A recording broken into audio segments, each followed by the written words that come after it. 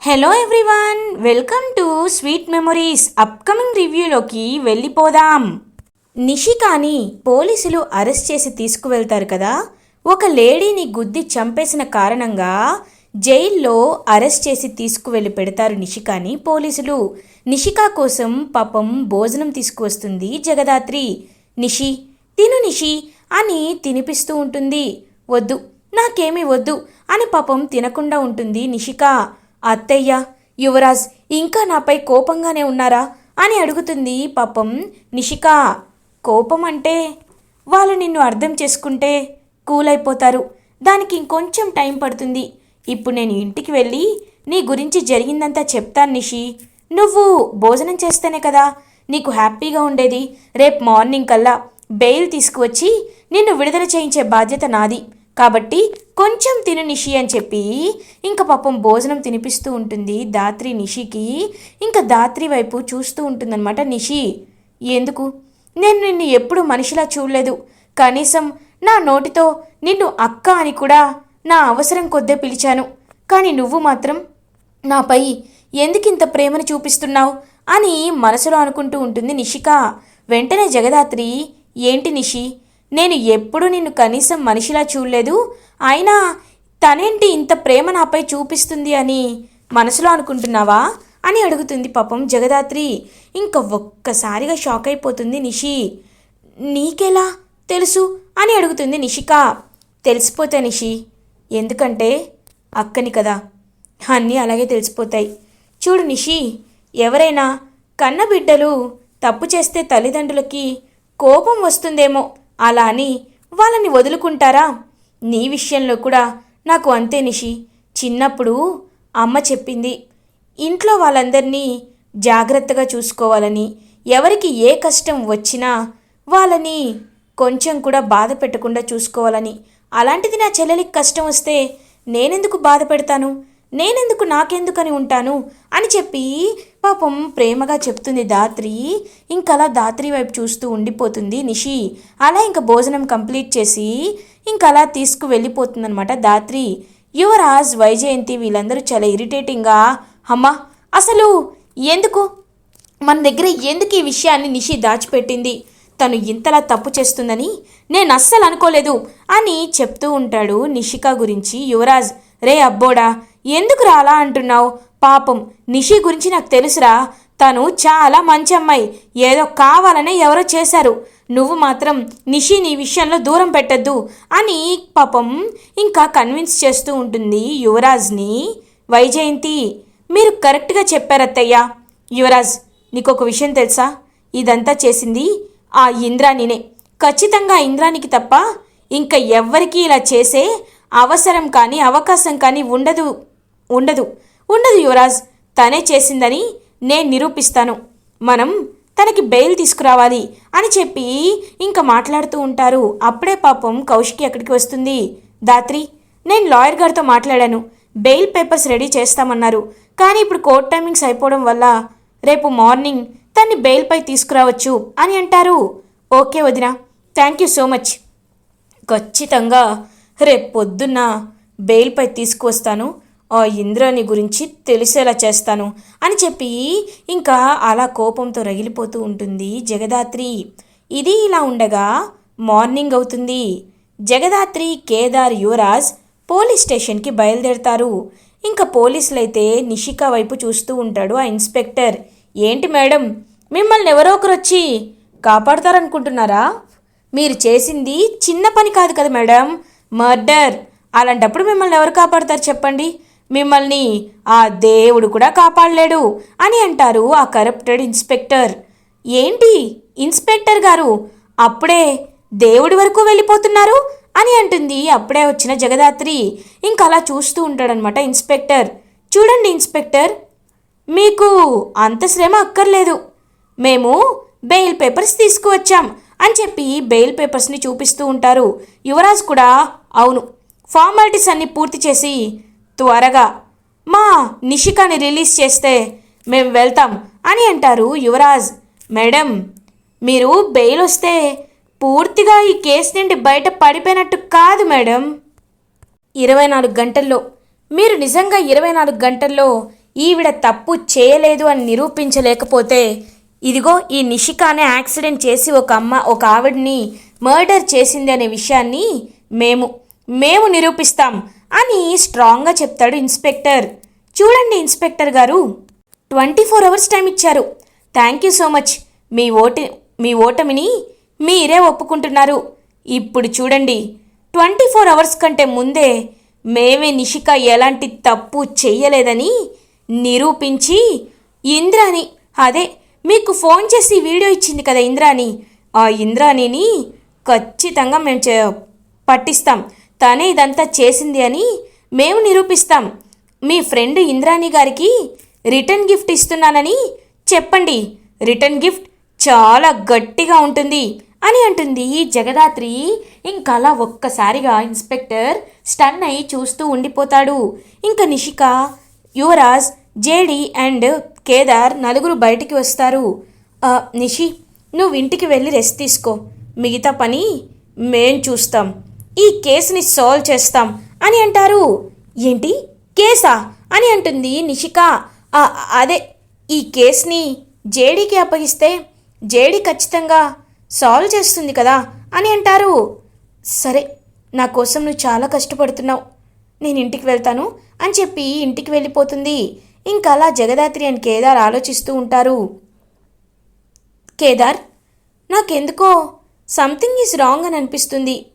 కరెక్ట్గా నిషి డ్రింక్ చేసి ఫ్యాక్టరీ నుండి తప్పించుకొని బయటికి రావడం ఏంటి, అదే రోడ్లో ఆవిడ నడుస్తూ వెళ్ళడం ఏంటి, అప్పుడే కరెక్ట్గా యాక్సిడెంట్ అవ్వడం ఏంటి, ఇదంతా కాస్త స్ట్రేంజ్గా అనిపించట్లేదు అని అడుగుతుంది దాత్రి.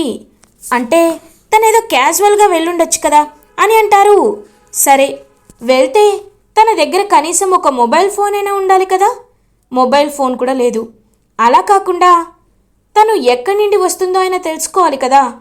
తను ఎవరూ లేకుండా అదే రూట్లో వస్తుంది.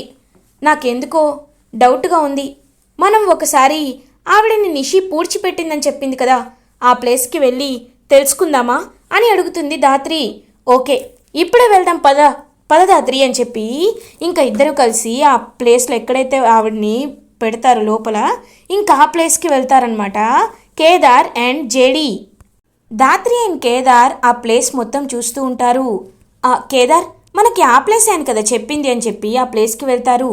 ఇదేంటి, ఇది జరిగి 2-3 days అయింది కదా, ఇప్పుడు వర్షం కూడా ఏమీ పడలేదు, మరి ఈ ప్లేస్ ఎందుకు ఇంత తడిగా ఉంది అని అంటుంది కేదార్తో దాత్రి.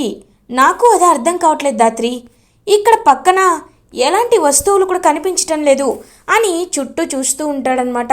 అప్పుడే కరెక్ట్గా ఇంకా చూసే లోపు అక్కడ మొత్తం చూస్తూ ఉంటుంది దాత్రి. కేదార్, ఇది మనం తవ్వాలి కేదార్ అని అంటారు. ఏంటి ఇదా, అలా చేయడం అని అంటాడనమాట పాపం కేదార్. మరి మనకి సాక్ష్యాలు కావాలంటే ఇలానే చేయాలి కేదార్, లేకపోతే మనకి ఇంకొక దారి లేదు, ప్లీజ్ కేదార్ అని అంటారు. సరే రా వెళ్దాం అని చెప్పి ఇంకా మొత్తం తవ్వుతూ ఉంటారనమాట. అలా ఇంకా తవ్వుతూ ఉండేసరికి ఒక్కసారిగా షాక్ అయిపోతారు దాత్రి అండ్ కేదార్. ఎందుకంటే తవ్వితే అక్కడ శవం ఉండదన్నమాట. ఒక్కసారిగా షాక్ అయిపోతారు. ఇదేంటి దాత్రి, ఒకవేళ తవ్వితే ఇక్కడ శవం ఉండాలి కదా, లేదేంటి అంటే అని అంటారు. ఎస్, మనం అనుకున్నది కరెక్టే కేదార్, ఆవిడ చనిపోలేదు, బ్రతికే ఉంది. ఇదిగో ఇదంతా కావాలని అది చేసింది. ఆ ఇంద్రాణినే ఇలా మనల్ని కావాలని ఇదంతా చేసింది. కాబట్టి ఆ బ్రతికున్న శవాన్ని మనం పట్టుకోవాలి, అప్పుడు కానీ మనం నిషిని విడుదల చేయలేము కేదార్ అని అంటారు. అయితే ఇంకెందుకు దాత్రి, ఇప్పుడే పోలీస్ స్టేషన్కి వెళ్ళి తను ఎక్కడుంటుందో ఫోటో పెట్టి అడిగితే ఖచ్చితంగా బయటపడుతుంది కదా అని అంటారు. కరెక్టే కేదార్, కానీ ఇప్పుడు మనం ఇంద్రాణి ఎక్కడుందో కూడా తెలుసుకోవడం చాలా ఇంపార్టెంట్. వెంటనే రమ్యకి కాల్ చేసి ఇంద్రాణి ఫోన్ నెంబర్ ఇచ్చి ట్రేస్ చేయమని చెప్పు అని అంటారు. ఇంకా ఇంద్రాణి ఫోన్ నెంబర్ తీసుకొని ట్రేస్ చేస్తారనమాట. ట్రేస్ చేసేసరికి మేడం ఇంద్రాణి లొకేషన్ ఇక్కడ ఉంది అని చెప్పి ఒక లొకేషన్ చెప్తారు. సో మనం ఇప్పుడు అక్కడికి వెళ్ళాలి కేదార్, ఖచ్చితంగా అక్కడే తను కూడా ఉందేమోనని నాకు డౌట్గా ఉంది అని చెప్పి ఇంకా వెంటనే చెప్తారనమాట ధాత్రి. ఇంకా అలా ఇంద్రాణి ప్లేస్కి రీచ్ అవుతారు. ఇంద్రాణి ఇంకా మాట్లాడుతూ ఉంటుంది. హేయ్, నిన్ను ఎవరు బయటికి వెళ్ళిపోమని చెప్పారు? నిన్ను ఊరు వదిలి వెళ్ళిపోమన్నానా? ఎందుకు వెళ్ళలేదు అని అడుగుతుంది ఇంద్రాణి.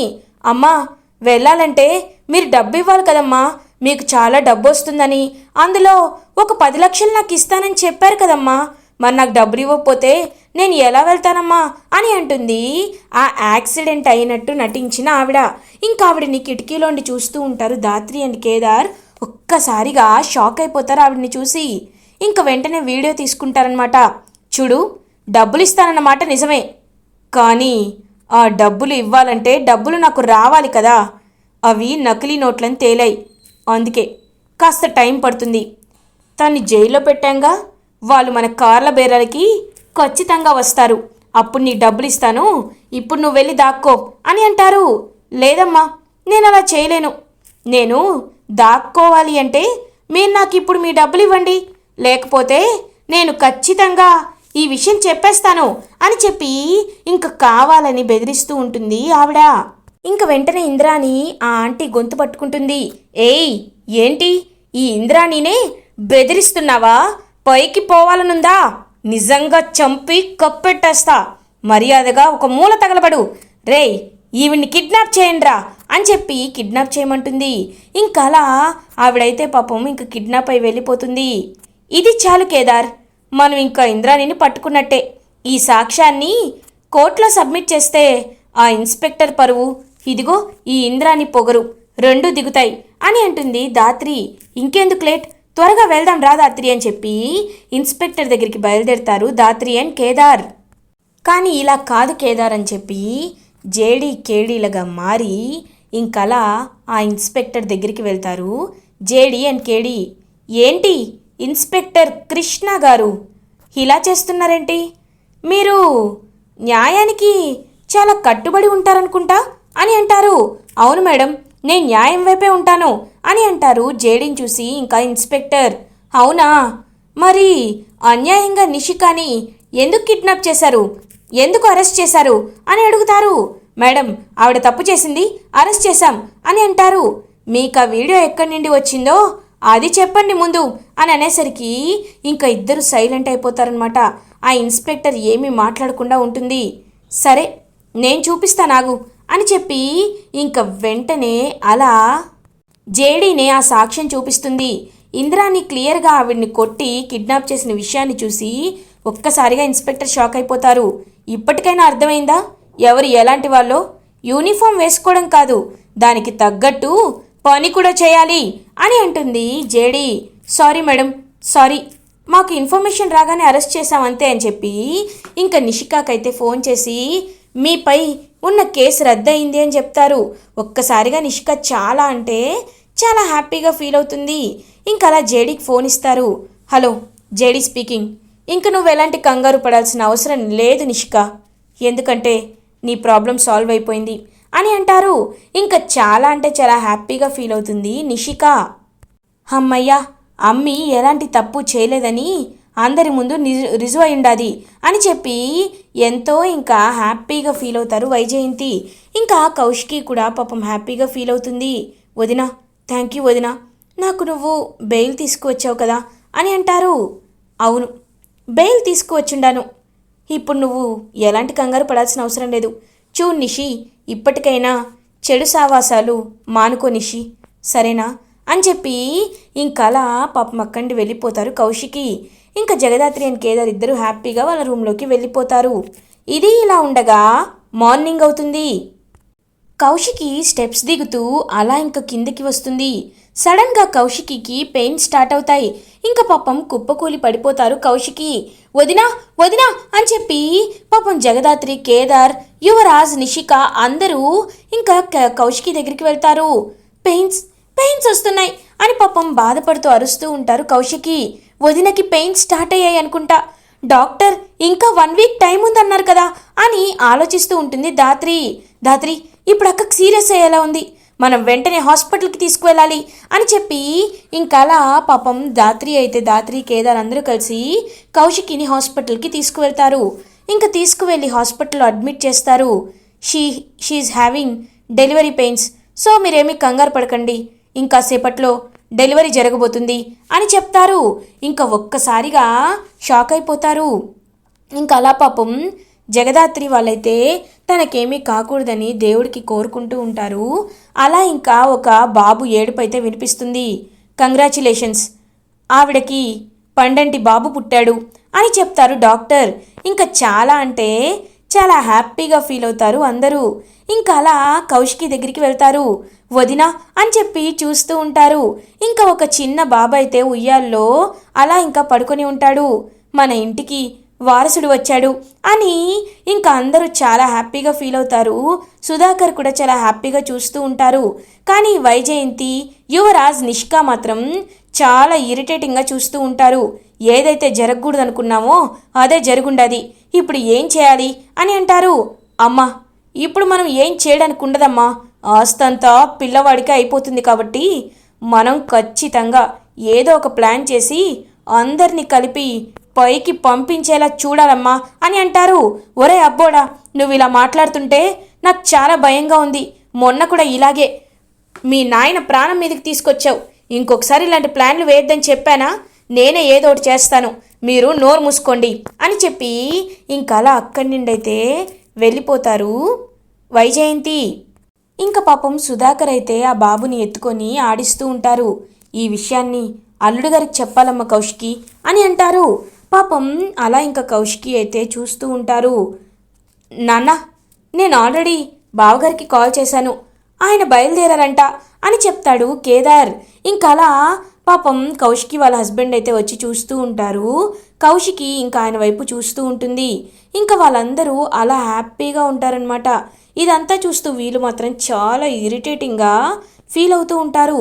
ఇంకా వెంటనే అందరూ హ్యాపీగా, అమ్మా ఇప్పుడు మనం ఉయ్యాల ఫంక్షన్ చేయాలి, బాబుకి ఏ పేరు పెట్టాలో ఆలోచించుకోవాలి అని చెప్పి ఇంకా బాబుకి ఏం పేరు పెట్టాలా అని హ్యాపీగా ఇంకా అందరూ చాలా సంతోషంగా గడుపుతూ ఆ బాబుని ఇంటికి తీసుకువెళ్తారు. ఇంకా ఇద్దరికి హారతిచ్చి లోపలికి తీసుకువెళ్తారు వైజయంతి అండ్ సుధాకర్. ఇంకా అలా అడుగు పెడుతుంది బాబుతో కౌశికి ఇంటిలో. ఇదంతా చూస్తున్న జగదాత్రి అండ్ కేదార్, ఇది చూడ్డానికే ఎన్నో ఏళ్ల నుండి చాలా సంతోషంగా ఎదురు చూస్తున్నాం, ఇప్పుడు చాలా హ్యాపీగా ఉంది కేదార్ అని ఇంకా కేదార్ వైపు చూస్తూ చాలా హ్యాపీగా ఉంటుంది దాత్రి. ఇలా ఎపిసోడ్ ఎండ్ అవుతుంది. ఫర్దర్ ఎపిసోడ్ రివ్యూస్ ముందుగా మీకు కావాలి అనుకుంటే మా ఛానల్ని సబ్స్క్రైబ్ చేసుకోండి. Thanks for watching.